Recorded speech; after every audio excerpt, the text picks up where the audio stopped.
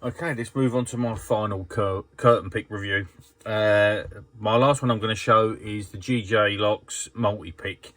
So I've already showed you a couple of others and give you the pros and minuses on those, and now we'll move on to this one. I'd just like to say, I mean, obviously this is not a definitive guide on curtain picks. There are many different types of models made by different people out there, and some people prefer to make their own. There's nothing wrong with cutting down a key and a bit of silver solder and making up a pick that works for you. And as I said, there's all different brands, so what may work for you may not work for somebody else, and vice versa, and so on and such forth. I mean, a lot of these tools, at the end of the day, the tool doesn't, is not just the only element of the job. It's you as well. So the way I see it, sort of 20% of this is you understanding locks and knowing how locks physically work, and then your feelings and hearing and bits and pieces that you use to do it, and then the other 80% is practice. You need to have dedication, and I know quite a few pickers who are excellent pickers, and the reason why they're so good is their dedication. They spend a lot of time practicing opening many different types of locks, and if you want to open locks, that's what you need: dedication.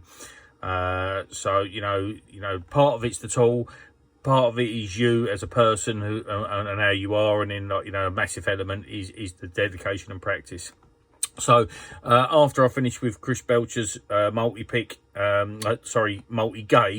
I moved on to Geraint's multi-pick. And the reason why I did that is, as I've said many a times, options. I like options.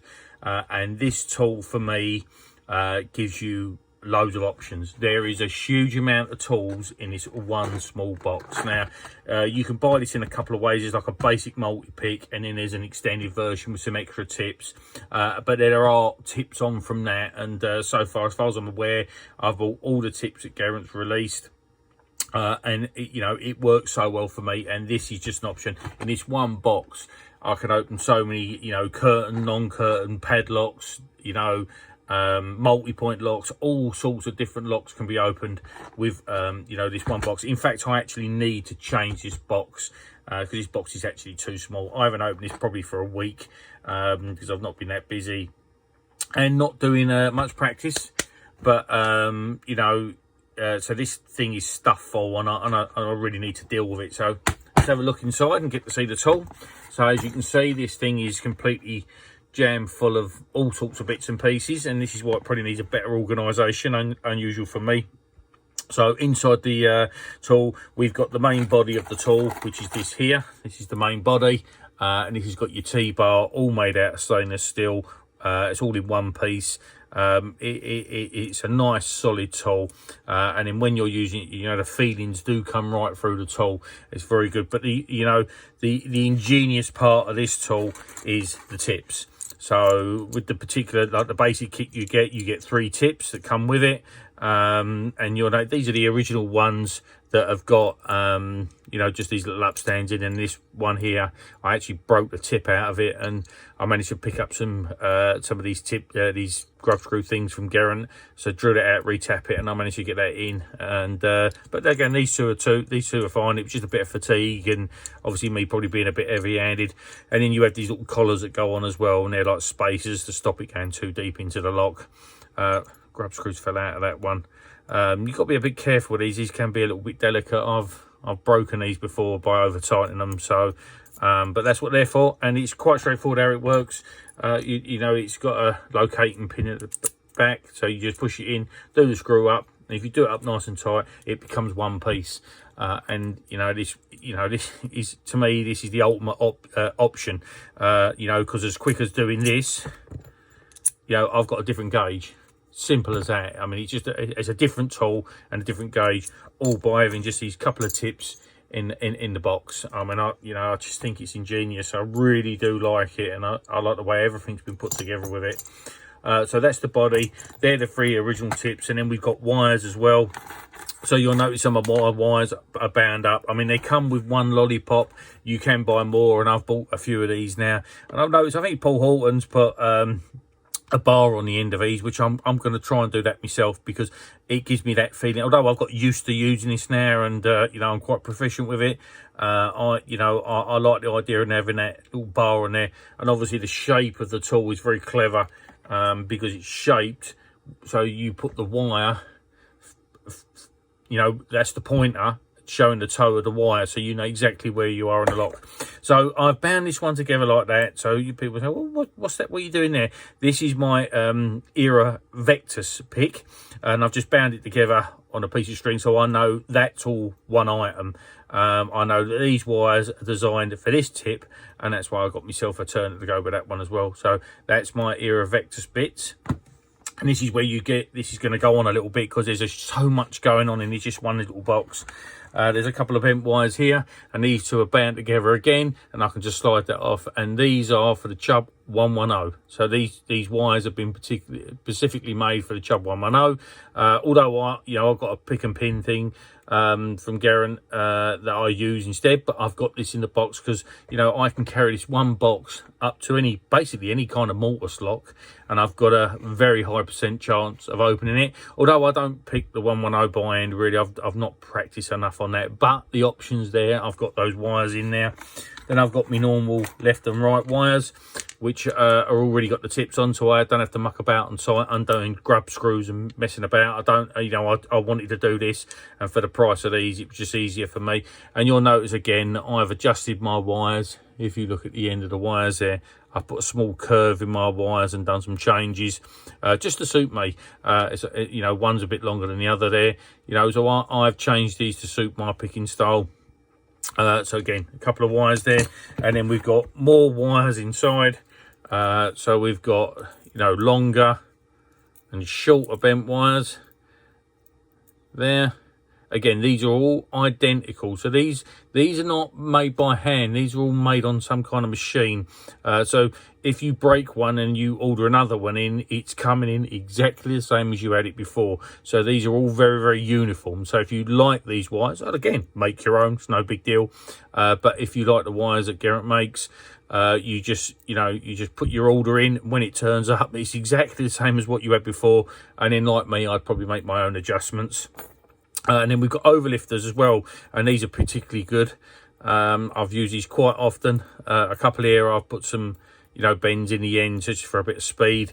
But the overlifters are, quite good on the right kind of locks. They're quite devastating and a nice idea. I mean, it's all been around a long time, but again, these are all machine made as well. These are all made on some kind of jig, so they're identical. So when whatever size you've ordered, if you break one and you ask for another one, you're getting the same thing again. It's not someone's bend it up with a pair of pliers and it could be a bit of difference here and there. They're going to be identical as they were before.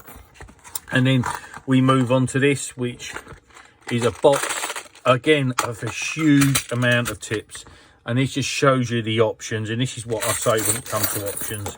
I like options, and inside this box is loads of, you've got the pre-lifters. Again, we've seen before, and like I said, you can make these. There's videos to show you how to make these if you want to make them out of cut down keys. But again, it's just, it's done. It's in. I put the tip in, do the thing up, it's done, and and this clamps it together so nicely it becomes one piece. So we've got some overlifter tips here. We've got non-curtained picks. So not non-curtained locks, straightforward. There you go, in different gauges, easy peasy. We've got long tips. So the idea of these tips, these are extra long. So if you've got something like a container or something, and the lock's set back deeper than if these ones would reach, you've got these longer tips, very handy, like those. And we've got padlock tips. Oh, the ends come out of this one, but we got padlock tips, and loads and loads. And oh, these are the Chubb 110 ones. That's the Chubb 110.